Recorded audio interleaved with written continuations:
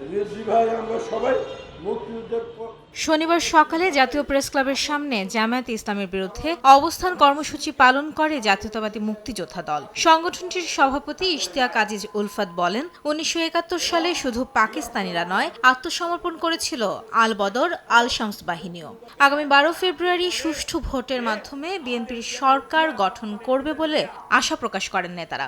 যেই জামাত তারপরে ৯ মাস আমাদের বিরুদ্ধে যুদ্ধ করলো, আমাদের মা বোনদের হত্যা করলো, ধর্ষণ করলো, পাকিস্তানিদের হাতে তুলে দিল, এই জামাতের বিরুদ্ধে, জামাতের অপপ্রচারের বিরুদ্ধে, মওদুদির এই সমস্ত ভুল ব্যাখ্যার বিরুদ্ধে আমরা কথা বলবো। বাংলাদেশ একটা ক্রাইসিসের মধ্যে দিয়ে যাচ্ছে, সাংঘাতিক রূপকান্তি লগ্ন, সেটা ইনশাআল্লাহ ১২ তারিখেই দূর হয়ে যাবে।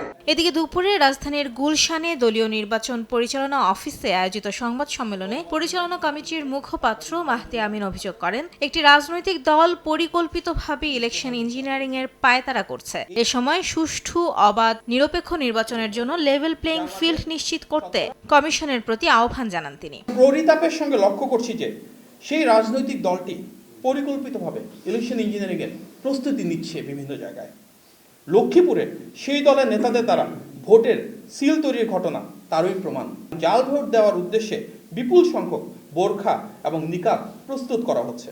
অতএব একটি অবাধ, সুষ্ঠু ও নিরপেক্ষ নির্বাচন আয়োজনের জন্য যে লেভেল প্লেইং ফিল্ড প্রয়োজন, সেটি নিশ্চিত করতে প্রয়োজনীয় ব্যবস্থা গ্রহণের জন্য আমরা নির্বাচন কমিশন ও অন্তর্বর্তী সরকারের প্রতি আবারও আহ্বান জানাচ্ছি।